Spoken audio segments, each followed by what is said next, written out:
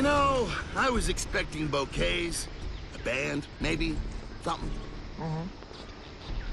Hey, where's Dom and Dizzy? Dizzy's taking the submarine offshore. Dom didn't make it.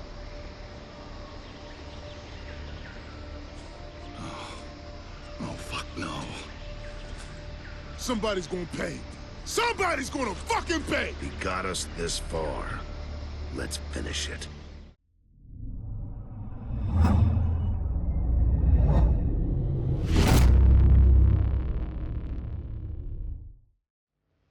Hey guys, Shadowz here, welcome back to another Gears of War video. Today we're going to be discussing the Ephyra Rising storyline revealed, a direct sequel to the third Gears of War game. During the Battle of Ephyra, Delta Squad were able to deactivate the island's maelstrom, allowing for the remnants of the COG forces the chance to reunite with the UIR to finally finish the fight against the Locust once and for all. After successfully activating the emotion countermeasure machine, the weapon fired off and spread across the whole planet, killing off the Lambent and all of its parasite-based life forms, destroying all of the emotion and crystallizing the Locust Horde. With an end to the Locust War and Lambent pandemic on Sarah, the humans were finally able to see worldwide peace together, an opportunity to celebrate victory after fighting in wars for almost 100 years total, and a moment to finally live for a tomorrow just like Marcus's father had described in his very last moments. Now, even though we have a Gears of War 4 which is set 25 years into the future, humanity has slowly been rebuilding civilization and attempting to regain a new life after the endless years of war. We never really got to see what that tomorrow following the ending of the Gears of War 3 game looked like, but luckily a whole decade later, ever since the ending of the original Gears of War trilogy, we're finally going to be getting that story. Recently, the Corrosion Studio announced a brand new upcoming book novel titled Gears of War Ephyra Rising, a direct sequel to Gears of War 3 by tweeting out the following, announcing Gears of War Ephyra Rising, a new novelization from New York Times best-selling author Michael Stackpole. Pre-orders available now, releasing in November 2021 later this year. TC also included a first look at the cover art to the new Gears of War Ephyra Rising book novel, which does contain Marcus Fenix and Anya Stroud center stage, as well as a few hidden teasers there as well. As you can see on screen in the video right now, the brand new Gears of War Ephyra Rising cover art just looks stunning. It really does capture the feel of the aftermath of the Locust War in a way that just brings you back to the beaches of Ephyra and just wondering exactly what did happen to every member of Delta Squad following the ending of the Locust War.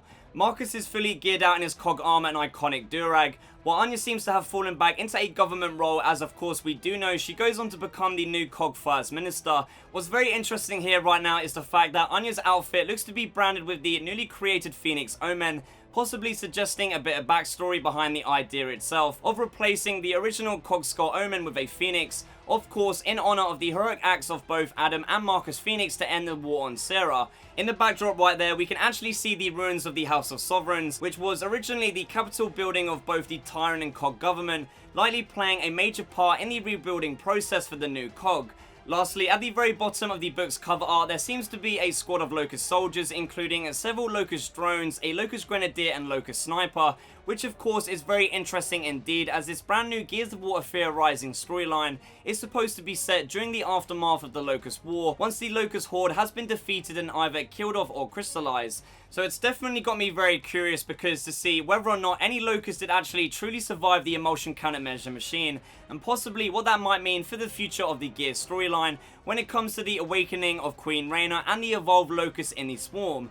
The official description and the synopsis for the Gears of War Ephyra Rising book novel gives us an even better insight into this brand new storyline going forward by reading the following. The Locust War has ended with an energy weapon that pulsed across the land, destroying Locust and Lambent alike. The world is in shambles and the few survivors are isolated from one another. Humanity must begin anew. This novel reveals the canonical, never before seen events set in the time immediately following the game Gears of War 3.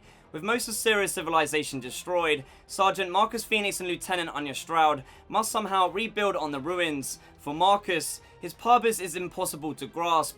With no clear enemy to fight, there may be no place left for him in this post-war world. Some call him a hero, others view him with resentment. As Anya struggles to create alliances to reform the Corrosion of Order governments, she quickly discovers how impossible it is to tell friend from foe. Then whispers of the Locust still stalking the land begin to spread, fearing for the worst, Marcus forms a team to assess the potential threat, as he and the other Gears search for Locust survivors. However, they quickly discover that the new enemy may be all too human-like and utterly ruthless. Now, even though we know a bit of the story about some of the Delta Squad members and what they got up to heading into the establishment of the new COG order, it does sound like this brand new Gears of War Ephyra Rising book novel is actually going to really dive into that, but also just taking place directly after the ending of Gears 3. It also means a very rare opportunity for us as Gears fans to actually see how all of the characters from the original Gears trilogy, from Marcus, Anya, Baird, Cole, Sam, Clayton, Jace to Dizzy, actually react to all of the mainline events that took place in that game,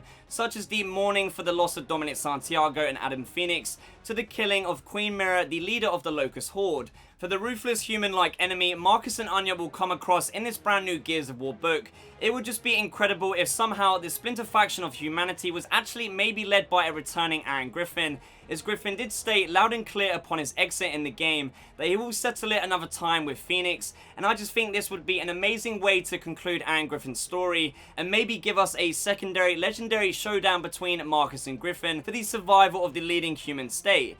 Please make sure to leave me a comment down below telling me what you think. What is your guys' opinion on the brand new Gears of War Ephyra Rising book novel? Are you guys excited to learn more about the Gears universe and how all of our beloved OG main characters did actually react to the ending and the aftermath of the Locust War itself? For me personally, the Gears of War universe storyline, it just gets me so excited as there is so much negative space and story for TC to explore. Having the chance to jump into the 25-year time jump between Gears 3 and Gears 4, 10 years after experiencing the ending of the original Gears trilogy, is just going to be something special for all Gears fans alike.